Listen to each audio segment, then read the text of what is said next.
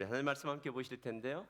요한일서 3장 10절로부터 20절까지 말씀입니다. 우리 다 같이 한 목소리로 봉독해 올리겠습니다. 요한일서 3장 10절로부터 20절까지 말씀입니다. 우리 다 같이 한 목소리로 봉독해 올리겠습니다. 시작. 이러므로 하나님의 자녀들과 마귀의 자녀들이 드러나나니 무릇 의를 행하지 아니하는 자나 또는 그 형제를 사랑하지 아니하는 자는 하나님께 속하지 아니하니라. 우리는 서로 사랑할지니 이는 너희가 처음부터 들은 소식이라. 가인같이 하지 말라. 그는 악한 자에게 속하여 그 아우를 죽였으니 어떤 이유로 죽였느냐? 자기의 행위는 악하고 이는 의로움이라. 형제들아, 세상이 너희를 미워하여도 이상히 여기지 말라. 우리는 형제를 사랑함으로 사망에서 옮겨 생명으로 들어간 줄을 알거니와 사랑하지 아니하는 자는 사망에 머물러 있느니라. 그 형제를 미워하는 자마다 살인하는 자니 살인하는 자마다 영생이 그 속에 거하지 아니하는 것을 너희가 아는 바라.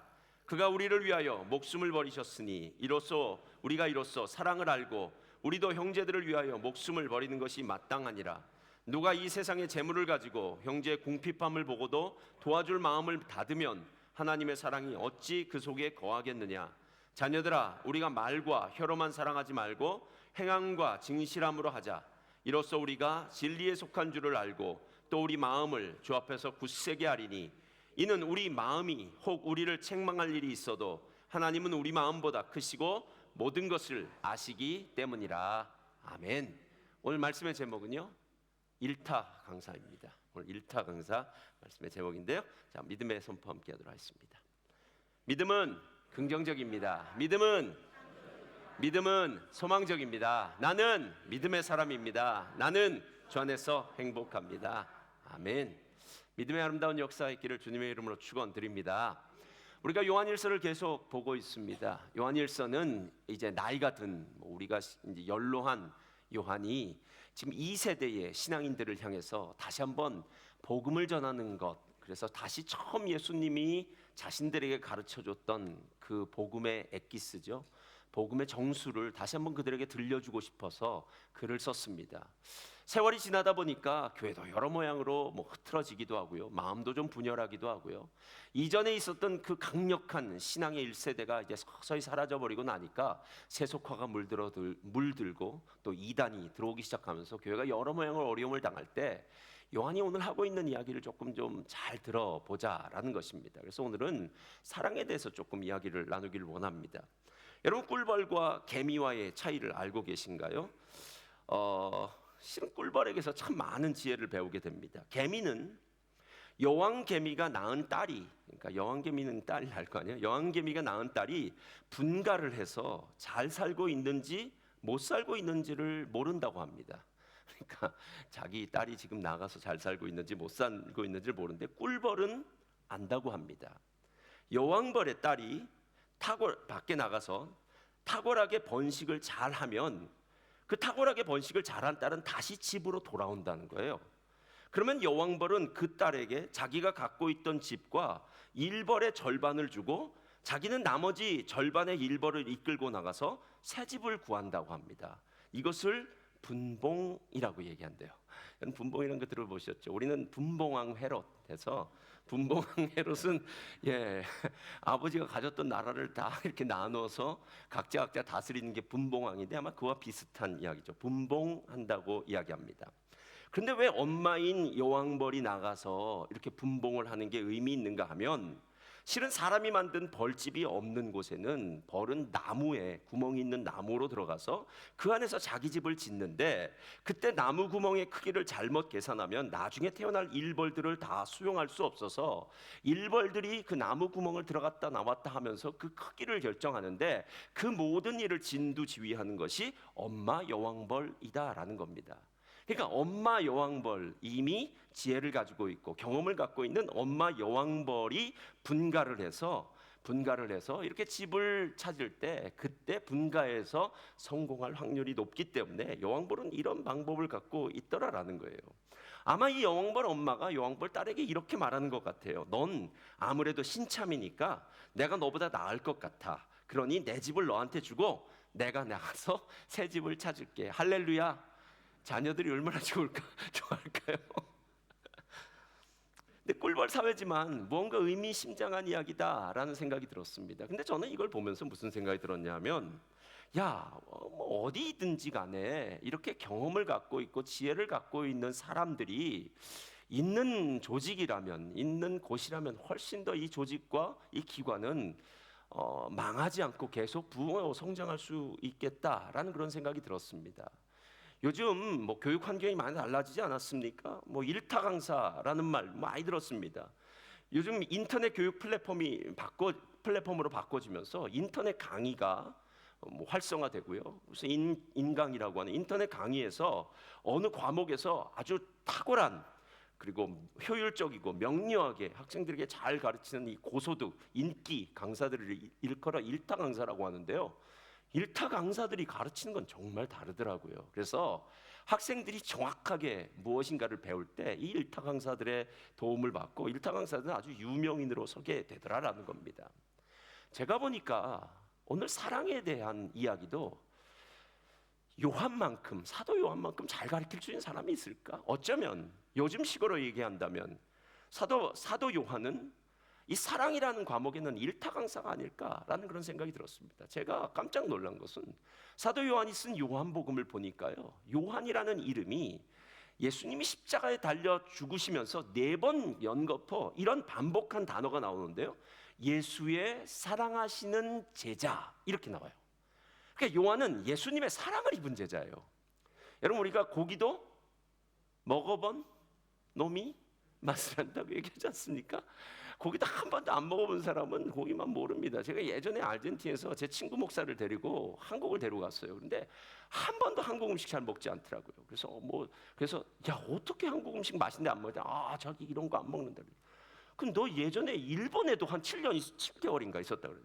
일본에서는 그러면 생선 스시를 7개월 동안 스시를 한 번도 안 먹었다 그러더라고요.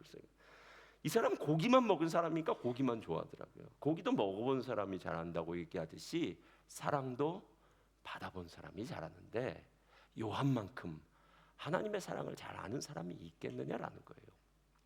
그래서 요한이 말하는 사랑의 의미를 한번 오늘 말씀을 통해서 되짚어 보는데요, 2가지 함께 살펴보도록 하겠습니다. 첫째로 다 같이 읽겠습니다. 시작. 사랑은 미움의 선을 넘지 않는 것입니다. 자, 오늘 이야기를 잘 이해하시기 바랍니다. 우리가 생각하는 사랑이란 개념과 오늘 말씀이 생각하는 걸 한번 비교를 해보셔야 돼요. 오늘 요한은 하나님의 자녀의 특징을 다음과 같은 2가지로 이야기합니다. 10절, 이러므로 하나님의 자녀들과 마귀의 자녀들이 드러나나니. 무슨 말이냐면요, 가만히 내버려 두면은 자연스럽게 시간이 지나면 이게 좋은 나무인지 나쁜 나무인지가 드러난다라는 거예요. 그러니까 겉으로 보기에는 모두 똑같은 것 같지만 나중에 딱 시간이 지나서 보면은 여기 진짜 좋은 열매가 맺히면 좋은 나무, 나쁜 열매, 악한 열매가 맺혀지면 나쁜 나무라고 이야기하듯이 시간이 지나면 진짜 그리스도인인지 아닌지 하나님의 자녀인지 아닌지가 드러나는데 어떻게 알 수 있느냐? 무릇 의를 행하는 자나 또는 그 형제를 사랑하지 아니한 자는 하나님께 속하지 아니하니라. 아마 여러분 지난주에 매일 성경 하셨을 겁니다. 하셨으리라고 전 믿습니다. 하셔야 됩니다. 하셨으리라고 믿어요. 율법사가 와서 묻습니다. 예수님, 랍비요, 율법의 어떤 계명이 제일 큰 계명입니까? 라고 묻습니다. 우리 너무나 잘 알아요.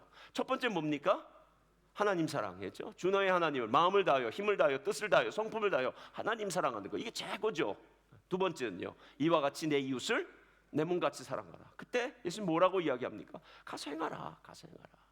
그럼 내 이웃이 누굽니까? 라고 할 때 여러분 잘 아는 선한 사마리아인 비유 나온 거 아닙니까? 하나님 사랑, 이웃 사랑을 성경에는요 끊임없이 이야기합니다. 어쩌면 창세기로부터 시작해서 요한계시록 22장 마칠 때까지 결국 말씀의 요지는 하나님 사랑, 이웃 사랑이에요. 그 중에 제일 중요한 건 하나님 사랑. 할렐루야. 왜냐면 하나님으로부터 우리는 사랑을 받아야만 사랑할 수 있는 존재이기 때문에, 그래서 하나님이 발광체, 우리는 반사체. 그러니까 하나님은 스스로 빛을 내는 해와 같은 존재라면 우리는 그 빛을 받아서 다른 사람에게 비추는 달과 같은 반사체이기 때문에요, 우리는 하나님의 사랑을 반드시 받아야 되는 존재라는 거예요. 그러니까 사랑을 깨닫고 사랑을 받고 사랑을 하고 하는 사랑 안에서의 교제를 나누는데, 이 사랑이 우리 안에 충실해야만 이웃을 사랑할 수 있는 힘이 생기더라라는 겁니다. 그래서 오늘 이야기하는 것이 무엇이냐면 가인을 한번 보자라는 거예요. 가인. 다 같이 한번 읽겠습니다. 11절 12절 시작. 우리는 서로 사랑할지니 이는 너희가 처음부터 들은 소식이라. 가인같이 하지 말라. 그는 악한 자에게 속하여 그 아우를 죽였으니 어떤 이유로 죽였느냐? 자기의 행위는 악하고 그의 아우의 행위는 의로움이라. 자, 오늘 사랑에 대해서는 일타강사인 요한은 사랑에 대해서 쓸 말이 참 많을 것 같은데 우리의 생각과는 좀 다른 이야기를 하고 있어요. 너 그거 알아? 우리는 서로 사랑해야 되는데 이는 너희가 처음부터 들은 거라는 건 천지를 창조할 때부터. 가인 이야기가 어디 나오냐면 창세기 4장에 나와요. 그러니까 아담과 하와의 아들이라고요. 아담과 하와의 아들이니까 천지를 시작할 때부터 가인의 이야기가 나오는데 가인의 경우를 한번 보자라는 겁니다. 가인이 누구입니까? 가인은 아담의 첫째 아들입니다. 가인이라는 이름의 뜻은 얻었다라는 뜻이에요. 근데 왜 이렇게 이름을 지었느냐 하면은 하나님께서 아담과 하와에게 3장에 보면 이렇게 약속하세요. 여자의 후손이 뱀의 후손에 머리를 치고요. 그리고 뱀의 후손이 여자의 후손에 발꿈치를 친다고 얘기해요. 그래서 여자의 후손이 너희를 지금 타락의 길, 죽음의 길로 몰고 갔던 사단을, 뱀을 멸망시킬 것이다, 심판할 것이다라는 예언의 말씀을 받아요. 그리고 난 다음에 첫 번째 아들을 낳으니까, 맞아, 하와가 첫 번째 낳은 아들 얼마나 귀합니까? 그래서 그 첫 번째 낳은 아들을 하나님이 나에게 아들을 주셨다, 얻었다라고 해서 가인이라고 붙인 거예요. 그러니까 아담의 아들이에요. 믿음의 아들입니다. 요즘으로 치면은 모태신앙입니다, 여러분. 가인은 모태신앙자일 뿐만 아니라 하나님께 제사를 드리는 사람입니다. 그러니까 예배자라는 거예요. 모태신앙도 있고 예배자이기도 하고. 거기서 끝납니까? 하나님과 대화를 나눈 사람입니다. 가인의 얼굴이 제사를 드렸는데 하나님 받지 않으세요. 딴 땐 받으셨을 수 있을 것 같아요. 한 번 제사를 드린 건 아닐 테니까. 근데 어느 날 제사를 드리는데 아벨의 제사에는 하늘에서 불이 뚝 떨어져서 하나님이 받으신 걸 보는데 자기의 제사는 아무리 기다려도 불이 떨어지지 않으니까 얼굴이 불그락불그락 하겠죠. 우리 뭐 그렇게 기분 나쁠 때 있잖아요. 그때 하나님이 얘기를 하세요. 야, 가인, 너 얼굴 왜 그렇게 불그락불그락해? 야, 네가 죄를 안 지으면 내가 이걸 안 받을까? 죄의 소욕은 너에게 있지만 너는 죄를 다스려라 라고 하나님이 얘기해요. 그랬더니 얼마나 화를 낸지 몰라요. 여러분, 모태신앙입니다. 하나님께 예배도 드립니다. 하나님과 대화도 나눕니다. 그런데 하는 짓은 엉뚱한 짓을 해요. 이게 오늘 딜레마예요. 우리는 신앙인입니다. 목사님, 제가 예수 믿은 지 수십 년 됐습니다. 알죠? 세례도 받았습니다. 뭐 저 같은 목사고요. 여러분 직분자일 테니까 직분도 받았습니다. 뭐 다 얘기를 해요. 근데 마지막에 우리 안에서 나오는 열매가 가인 같은 열매가 나올 수도 있다라는 거예요. 가인의 열매가 무엇입니까? 종로에서 뺨 맞고 한강에서 화풀이하는 거죠. 하나님한테 얻어맞고 애매한 데 화풀이하는 거 아닙니까? 아벨, 저놈은 도대체 뭐야? 너 왜 이렇게 의로운 척해? 너 꼴배기 싫어. 재수 없어. 아벨을 들로 끌고 나가서 돌로 쳐서 죽여요. 나중에는 얼마나 뻔뻔스러운지 하나님이 가인을 찾아오니까요. 그래서 아벨 어딨냐고 물으니까 가인이 정말 무시무시하게 얘기합니다. 내가 내 동생을 지킨 자입니까? 자기가 죽여놓고요. 사람이 이렇게 뻔뻔스럽게 타락한 인간의 모습이 이렇게 변하더라라는 겁니다. 여러분, 가인이 하나님의 자녀입니까? 마귀의 자녀입니까? 마귀의 자녀라는 명목은 있죠. 그러나 가인이 하는 모든 일을 보니까 이건 하나님의 자녀가 아니다라는 거예요. 오늘 요한이 하고 싶은 이야기가 이거예요. 지금 그 요한이 있었던 요한 공동체, 아마 에베소 교회를 중심으로 한 교회겠죠. 이 교회에 분명히 성도들이 있었어요. 근데 이 성도 중에 어떤 성도는 분명히 그리스도인, 그러니까 하나님의 자녀들이 있었는데 이 중에 가짜가 있었습니다. 그 당시에 영지주의자들. 우리가 영은 거룩하지만 몸은 타락한 거야. 그러니까 몸으로 무슨 죄를 져도 상관없어.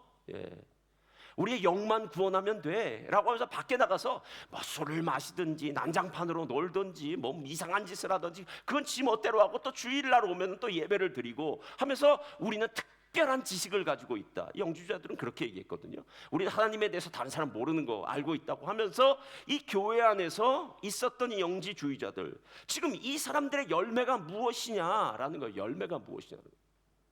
여러분, 신앙은 열매를 보고 합니다. 말이 필요 없습니다, 여러분. 자녀를 키우는 건, 아니면 내 인생의 마지막 인생도 마찬가지예요. 제 인생에 최고 모토가 있는데요. 예, 모토가 있는데 제가 이 얘기는 안 했는데 한 번도. 하여튼 모토가 있어요. 그게 뭐냐면 박수 칠 때 떠나라 있어요. 예, 박수 칠 때 떠나라는 게 뭐냐면 마지막에 정말로 사람들의 마음 가운데 아름다운 열매를 놓고 가는 것이 최고 좋지 않겠냐. 어떤 사람들은 좋은 관계를 갖고 있다가 꼭 마지막에 가서 모든 산통을 다 깨는 사람이 있는가 하면, 어떤 사람은 처음에는 관계가 별로 좋지 않았지만 시간이 지나면서 관계가 더 돈독해져서 믿음에 깊이 있는 선한 영향력이 있는 마침이 있는 사람이 있더라고요. 그래서 제가 제 마음 가운데, 하나님, 저의 인생의 마지막이 복된 인생 되게 해주세요. 지금 잘 사는 것도 중요하지만 마지막이 중요한 거 아니겠냐는 거예요. 내가 인생을 살았는데 어떤 열매를 맺고 가느냐. 내가 가정생활을 했는데, 신앙생활을 했는데, 셀을 올해는 함께 나눴는데, 올해 셀을 나눈 사람들에게 나라는 사람이 어떻게 기억되어질 것이냐. 그렇다고 해서 외식적으로 뭐 어떻게 이상한 일을 하라는 것이 아니라, 나의 진심이 셀원들에게 증거되고 나의 아름다운 영적인 선한 영향력이 셀원들에게 증거되어서 올해 연말에 함께 모여서 크리스마스 파티를 할 때는요, 올해 너무 감사합니다. 또 이렇게 새로운 분들을 만나서 내 지경이 넓어질 수 있었고 좋은 사람들을 만날 수 있어서 감사합니다 라고 이야기할 수 있겠느냐라는 거예요. 여러분, 사랑해야 됩니다. 사랑해야 됩니다. 그런데 사랑하는 것과 함께 우리 가운데 다시 한번 생각해야 될 것은 무엇이냐면, 내가 지금 사랑하느냐 미워하느냐라는 이 갈등 가운데 있을 때 어느 방향으로 트랙을 잡느냐가 중요해요. 자, 가인은 하나님을 아는 자라고 했잖아요. 모태신앙이라고 했잖아요. 그리고 하나님 앞에 예물을 드렸는데 하나님 안 받으셨어요. 죄가 있어요. 그러면 자기 자신을 돌아보고 요한일서에서 뭐라고 이야기합니까? 우리가 우리의 모든 죄를 자백하면 저는 미쁘시고 의로우사 우리를 깨끗하게 하시고 우리 모든 죄를 사하신다고 약속하셨잖아요. 회개만 하면 됩니다. 라이트 트랙은 하나님을 사랑하는 마음으로, 사랑하는 하나님이 나를 향해서 너 잘못했어 라고 얘기하면, 예, 제가 잘못했어요 라고 고백하고 용서를 구하면 돼요. 근데 오늘 중요한 것은, 첫 번째 제가 뭐라고 얘기했습니까? 사랑은 미움에 선을 넘는 게 아니라고 얘기했잖아요. 선을 넘긴 거예요. 선을 넘긴 거예요. 이게 진짜 무서워요. 네. 여러분, 미움이라는 마음, 분노라는 마음이요, 우리가 세상을 살아갈 땐 당연히 자연스럽게 생기는 마음입니다. 그래서 제가 이 얘기를 할 때마다 뭐 여러 번 얘기했던 것 같네요. 에베소 4장 26절 꼭 기억하라고 그래요. 에베소 4장 26절 다 같이 읽겠습니다. 시작. 분을 내어도 죄를 짓지 말며 분을 내는 것에 대해서 죄라고 얘기하질 않아요.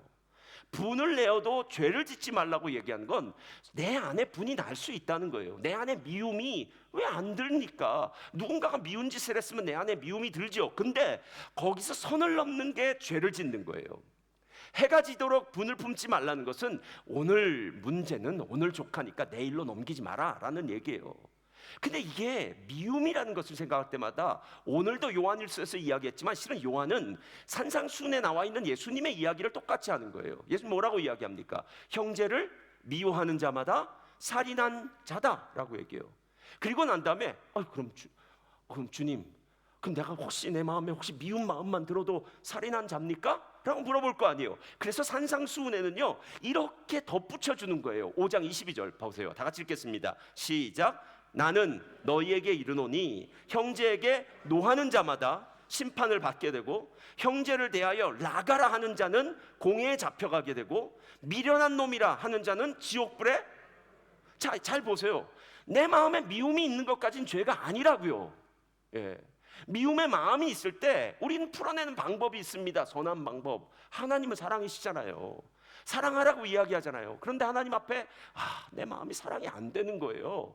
그럼 침묵하든지 아니면 하나님께 구하든지 뭐 여러 가지 방법이 있겠죠. 근데 이 사람은 그 미움이 형제에게 노했대요. 우리 잘 아는 승질 낸 거죠. 예. 내가 얼마나 참았는지 알아? 내가 더는 못 참겠어. 예. 내가 가만히 있으니까 가만히인 줄 알아? 이런 얘기는 하지 말아야 되는데 죄송합니다. 예? 내가 가만히 참고 있으니까 너 내가 혹은 줄 알아? 하면서 승질 한번 확 내죠. 여러분 우리가 살면서 이런 일 얼마나 많이 했습니까? 특별히 자녀들한테는 이런 확률이 높아요. 왜냐하면 자녀는 약자니까요. 내가 자녀를 어렸을 때부터 보았고 내가 자녀의 양육자이니까 자녀가 정말 마음에 안 들 때 내가 분을 낼 수 있다고 생각해요. 근데 오늘 잘 보세요. 형제에게 노하는 자마다 심판을 받는데요. 라가라는 말이냐 미련한 말이나 다 비슷해요. 저는 한국말 중에 제일 좋은 말 예전에도 얘기해서 밥통. 옛날에 우리 왜 그랬는지 밥통이란 말 썼어요. 밥통. 예. 그러니까 밥 넣는 통이라는 건가 겠죠. 예, 그냥 너는 생각은 안 하고 밥만 넣는 통이다. 근데 이러면 공회에 잡혀가고 미련한 놈이라는 자는 지옥불에 들어가게 되려. 이것은 내 안에 있는 미움이 밖으로 나온 거예요, 여러분. 오늘 분을 내어도 죄를 짓지 말라라는 말은 이겁니다. 분 날 수 있다, 미움 날 수 있다. 그런데 믿음의 사람은, 하나님의 사람은 옳은 방법을 선택하지 잘못된 방법을 선택하는 게 아니야라는 거예요. 여러분 선을 넘는 분노나 미움이 우리의 마음에서 벗어나서 말이나 행동이나 아니면 우리의 얼굴에 울그락불그락 모습으로 나타나는 이것이 바로 죄인데 이 문제를 해결할 수 있는 방법 두 가지입니다. 하나는 분노나 아니면 미움이 들 때 침묵하는 것 수밖에 없어요, 여러분. 이건 훈련 받아야 됩니다. 예. 우리는 순간순간 억울하면 꼭 얘기하고 싶어요. 뭐 전화하면 다 똑같지 않겠습니까? 누군가에게 내 마음을 다 털어놓고 싶어요. 근데 사람에게 털어놓지 마시 바랍니다. 제가 그런 경우를 많이 봤어요. 정말 화가 나고 성질이 날 때 누군가 털어놨더니 그게 부메랑이 돼서 다시 돌아와요. 어떤 사람은 화가 날 때 뭘 하냐면 카톡을 썼어요. 카톡은 더 무섭습니다. 말은 녹음을 하지 않는 이상 들려지고 사람의 입으로 넘어갈지 몰라도 카톡에 있는 메시지는 글이잖아요. 글은 그대로 커피해서 다른 사람에게 넘어갈 수가 있습니다. 그때 있는 후폭풍은 이루 말할 수가 없어요, 여러분. 우리가 배고플 때 슈퍼마켓 같은데 마트 가지 말라고 이야기하듯이 화날 때 말하지 말아야 돼요. 화날 때 말하지 말아요. 화날 때 하는 모든 이야기는 다 죄입니다. 죄예요. 왜? 내 안에 미움이나 이 상처나 여러 가지도 실은 분노하는 것도 정말 의로운 분노입니까? 정말 하나님의 사람의 마음에서 나오는 미움입니까? 아니면 내가 부족하고 내가 연약해서 그런 것들을 다 포용하지 못해서 나오는 미움과 분노입니까? 저는 인간은 다 죄인이라고 생각하기 때문에요. 죄인이 갖는 마음들은 결국 죄된 마음밖에는 없어요. 그래서 예수님 같지가 않다라는 겁니다. 예수님 같지가 않아요. 그래서 오늘 침묵해야 돼요. 그런데 잘 한번 보세요. 자, 우리가 누군가에 대해 지금 열을 받았어요. 지금 분노가 났어요. 그럼 침묵이 쉬울까요, 어려울까요? 당연히 어렵죠. 그러니까 하나님이 이걸 뭐라고 얘기하냐면은 하나님께 기도하라고 얘기해요. 이것이 시편에 나온 저주 시편입니다. 시편 39편 그리고 시편 106편일 거예요. 거기 보면 저주 시편이 나와요. 저주 시편이 이런 거예요. 하나님, 저 인간 하나님께서 심판하여 주시옵소서. 이런 거예요. 그러니까 자기 속마음을 그대로 정직하게 하나님께 이야기하는 거예요. 하나님께 말합니다. 여러분, 화가 날 때 사람을 향해서 헐크가 되지 말고 하나님을 향해서 여러분이 가지고 있는 모든 것을 다 토로하라는 거예요. 왜냐? 하나님이 이 모든 일을 허락하신 분 아닙니까? 하나님이 천지 만물을 주관하시는 분 아닙니까? 하나님이 우리의 생사 화복을 주관하시는 분 아닙니까? 오늘 말씀대로라면 하나님을 두려워해라. 하나님은 우리 이 목숨이 아니라 영원한 목숨을 좌지우지할 수 있는 분 아니겠느냐? 그러니까 하나님 앞에 조심하라 라고 이렇게 이야기하고 있는 거예요. 사랑은 무엇입니까? 사랑은 결단하는 거예요. 사랑은 하나님 편에 서기로 결단하는 것이고 하나님의 방향으로 내 방향을 전환하겠다라는 거예요. 분노가 나고 미움이 날 때 이거 그냥 풀어버리고 나 시원하게 그냥 나 뒤끝 없으니까 이게 아니라 하나님, 나 이 방법 하나님 방법으로 할래요. 하나님이 내 억울함을 갚아주시고 하나님께서 내 마음을 위로해 주시고 힘 주시고 하나님, 시간이 지나고 난 다음에 하나님이 살아 역사하심과 하나님의 공의가 무엇인지를 보여주시고 혹시 또 제가 잘못한 것이 있을 수도 있잖아요. 제가 잘못한 것이 있다면 하나님, 저에게 깨닫게 하셔서 저로 하여금 하나님의 사랑하는 사람으로 만들어 주시옵소서. 이렇게요. 여러분, 실제로 하나님 앞에 기도를 하고 난 다음에 어떻게 변하는지 제가 진짜 이렇게 변해요. 막 화가 나서 어떤 일에 대해서는요 막 하나님께 토로를 해요. 그러고 나서 이제 그렇게 몇 번을 기도하고 났어요. 그런데 갑자기 마음 가운데 이런 마음이 드는 거예요. 야, 너의 화만 그렇게 계속 얘기하지 말고 성경에 뭐라고 이야기하느냐? 뭐라고 이야기하느냐? 너의 원수를 위해서 축복하라 이렇게 얘기하잖아요. 예? 그 원수의 머리에다가 마치 숯불을 얹어 놓는 것처럼. 예. 그래서 그 말씀이 생각이 나니까요. 뭐 원수라기보다는 그 사람을 향한 축복이 시작되는 거예요. 하나님, 이 사람을 축복해 주십시오. 이 사람이 하나님의 은혜 가운데 새로워지게 해 주십시오.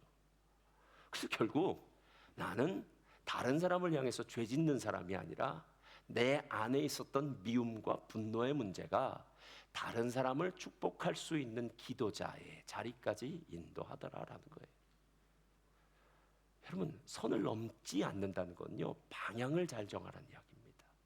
하나님의 방향으로 정하시기를 주님의 이름으로 축원드립니다. 근데 거기서 끝나지 않아요. 두 번째가 있습니다.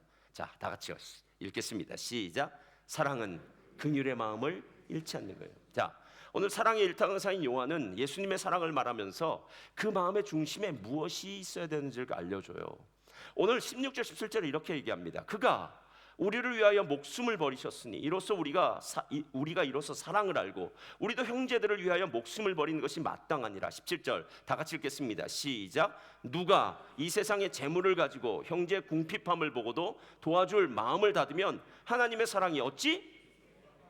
자, 예수님이 생명 주신 걸 얘기하면서 그 다음엔 돈을 얘기해요. 우린 이게 너무 잘 알아요. 지난주 금요일 날도 제가 이거 얘기했는데 만문신입니다.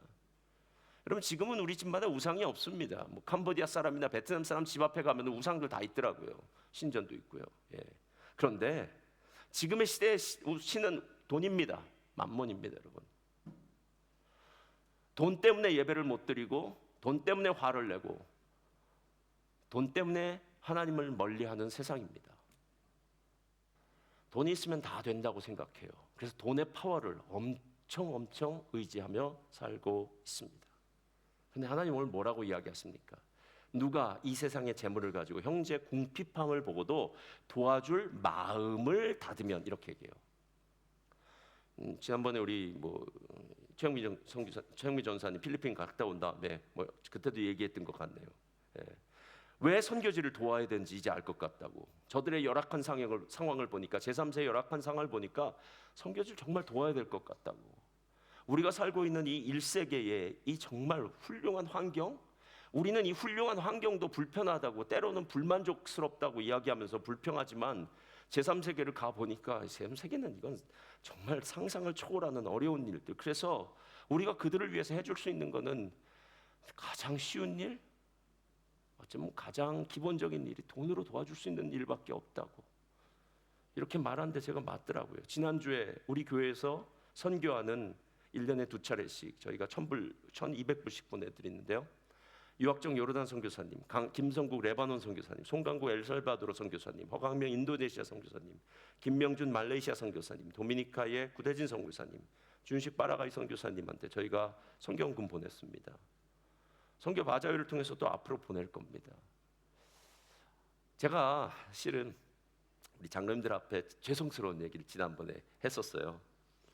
올해 저희가 교회 연 계획표를 잡다가 우리 선교사님들 몇 분을 초청해서 우리가 선교제 이야기도 듣고 선교 세미나도 듣고 이렇게 얘기를 하자고 생각하면서 제가 이렇게 얘기했어요.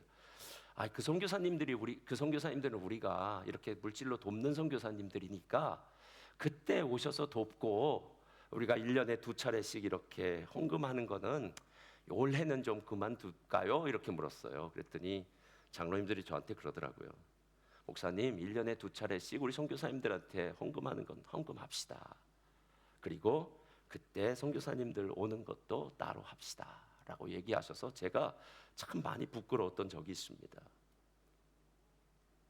여러분, 긍휼한 마음을 가지라는 게 중요해요. 마음을 닫으면이라고 얘기해요. 여러분, 하나님은 우리 모두에게요 엄청난 일을 하라고 하시지 않습니다. 하나님은 우리에게요 있는 만큼 하라고 얘기해요. 받은 만큼 얘기하라고. 헌금도 마찬가지예요, 여러분. 11조를 모두 다 내라고, 다 많이 내라고 얘기하지 않습니다. 여러분이 하나님으로부터 받은 거에 내면 되는 거예요. 적으면 적은 대로, 많으면 많은 대로. 여러분, 하나님이 언제 여러분에게 과잉으로 충성하라고 이야기했습니까? 하나님은 여러분을 향해서 과잉 헌신, 과잉 충성 이야기한 적 없습니다. 하나님이 이야기한 건 이거밖에 없어요. 너는 나를 사랑해라. 오늘 이야기로 친다면 그가 우리를 위하여 목숨을 버리셨으니 우리가 이로써 사랑을 알고 하나님이 나를 얼만큼 사랑하신다는 것을 안다면 너도 그 사랑의 마음을 안다면 어떻게 살지 한번 결정하라라는 거예요. 그리고 너의 이웃이, 너의 어려운 사람들이, 형제가 있을 때 궁핍함을 보고 도와줄 마음 생기면 된다라는 거예요. 근데 저는 뭐 선교지에 있는 사람들도 도울 수도 있지만요, 선교지까지 멀리 갈 필요도 없습니다. 우리 성도님들 보면은 제가 매일 저에게 기도 부탁하고 뭐 하는 이야기들이 많아요. 보면 질병으로 어려움을 당하는 자들, 문제로 어려움을 당하는 자들, 부모의 구원 문제로 어려움을 당하는 자들, 자녀의 구원 문제로 힘들어하는 자들, 일터에서 일하는 사람들끼리 어려운 문제들, 내가 왜 이민 와서 이렇게 어렵게 사는가 고민하는 사람들, 외로운 사람들 참 많아요, 여러분. 그러면 여러분 주변에 누군가가 어려운 문제가 있다면은 여러분이 보면 알지 않습니까? 왜 우리가 그 사람들을 못 보냐 하면은요, 우리 자신에게 눈이 언제나 고정되어 있어서 그래요. 내 상황, 내 처지, 그냥 나만 보고 있는 거예요. 여러분, 제가 죄에 대해서 얘기할 때, 매번 새가족반에 얘기할 때 뭐라고 이야기합니까? 죄는 sin, sin은 I-centeredness, 내가 주인이 되는 삶이에요. 그러니까 관심은 나밖에 없어요. 그냥 나밖에요. 하면 나하고 내 가족, 내 자식, 내 남편, 내 아내, 나밖에 없어요. 나밖에 없어요. 아니요, 그거를 형제에게 좀만 넓혀봐서 누군가 조금 어려운 마음이 있으면 위로해 줄 수 있잖아요. 누군가가 지금 마음 가운데 이 문제 때문에, 어제는 몰랐지만 오늘은 이 문제 때문에 심히 고민 가운데 있다면 기도해 줄 수도 있는 거 아닙니까, 여러분? 실제로 우리 주변에 있는 사람들을 향해서 마음 문을 열고 도와주기 시작하면은, 실은요, 우리 모든 셀들 지금도 너무 감사하게 잘 되고 있지만요, 셀 리더부터 시작해서 셀원들은요, 천국과 같은 신앙생활을 해요. 천국과 같은 신앙생활을. 저는 선교사님들을 많이 알고 있습니다. 선교사님들이 사역이 어렵냐고 그러면 그렇게 얘기하지 않더라고요. 선교사님들이 제일 어려운 거는요, 매일 거짓말하고 게으르고 자기를 속이려고 드는 현지인들이 제일 밉대요. 선교사님들이 그 나라에 왜 갔느냐 하면은 그 나라 사람들 사랑하는 마음으로 갔는데, 막상 가서 일하다 보니까 그 인간들 사랑하는 마음이 제일 힘들더라는 거예요. 긍휼의 마음이 안 생기더라는 거예요. 완악한 마음만 생긴다는 거예요. 여러분, 우리 예전에 우리 수련회 갔을 때도 했죠. 파인애플 이야기 아시지 않습니까? 한 선교사님이 더친 6일이라는 섬을 갔습니다. 갔는데 거긴 파인애플이 없었어요. 그래서 선교사님이 파인애플 씨를 가지고 갑니다. 그래서 뿌려요. 근데 그냥 하지 않고 품꾼을 사서 뿌려요. 그래서 품꾼을 사서 이제 열매가 다 맺혀졌는데 다 도둑질해 갔어요. 그래서 화가 나요. 그래서 누가 도둑질해 간 거야? 라고 하면서 쇠파트를 갖다 놓습니다. 쇠파트. 근데 원주민들이 쇠파트를 제일 무서워한대요. 그랬더니 사람들이 다 정글로 도망가 버렸대요. 그래서 자기가 열어놓은 병원이라는 거, 클리닉, 그다음에 상점에 아무 사람도 안 오고 사람을 못 만나니까, 그리고 누가 아프니까 다시 쇠파트를 치워버렸답니다. 그리고 나중에 알아보니까, 아이고, 이 파인애플을 돈 받고 심어준 품꾼이 다 가져갔다는 거예요. 그래서 물어봤답니다. 야, 너 심는 돈 받았잖아. 그런데도 왜 다 가져갔어? 그랬더니 심은 사람이 주인입니다. 이게 정글의 법칙입니다. 김병만이죠, 이게. 정글의 법칙. 열이 받지 않습니까? 예, 이거 내 건데 내가 돈까지 줬는데 너 왜 그러냐고. 그래서 이번에는 아주 단디 얘기를 해서 너 안 된다고 해서 또 했어요. 그런데 또 했는데 또 훔쳐가는 거예요. 또 훔쳐가는 거예요. 얼마나 화가 나겠습니까? 막 정말 화를 많이 냈죠. 막 화가 나서 뭐 어찌할 수 없으니까 뭐 그렇게 화를 냈어요. 그런데 나중에 그렇게 선교사님이 본국에 있는 선교대회를 갔는데, 거기 선교대회의 주제가 뭐였냐면 모든 권리를 하나님께 드려라, 이런 말을 한 거예요. 그래서 파인애플에 대한 권리를 하나님께 맡깁니다. 그리고 나서 파인애플을 다시 심어요. 원주민들이 막 따갑니다. 그런데 선교사님이 아무 말도 안 하는 거예요. 그랬더니 원주민이 와서 묻습니다. 옛날에는 선교사님이 파인애플 우리가 다 따가면 화를 냈는데 요즘 화 안 내냐고. 그랬더니 선교사님이 이렇게 얘기합니다. 나는 이 파인애플을 하나님께 드렸습니다. 그랬더니 원주민이 이렇게 얘기하는 거예요. 뭐 하나님께 드렸다고요? 그러면 우리가 하나님의 것을 도둑질했다는 말인가요? 그것 때문에 우리가 돼지 사냥을 나가서 허탕을 치는 것입니다. 아이가 병드는 것도, 아내가 아이를 못 낳는 것도, 고기가 잡히지 않는 것도 그것 때문입니다. 이 파인애플은 하나님의 것이라니 더 이상 훔치지 않겠습니다. 이래서 그 다음에 원주민들과 선교사님이 파인애플을 행복하게 나누어 먹었더라. 예. 자이언트 옆으로 나와주시기 바랍니다.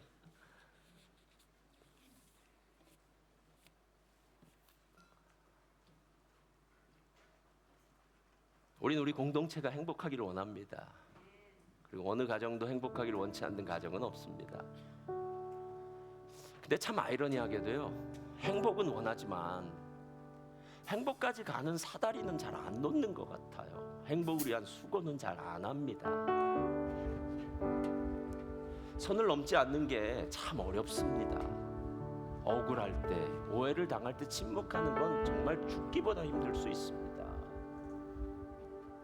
하나님께 그 울분을 토로하는 거 쉽지 않습니다.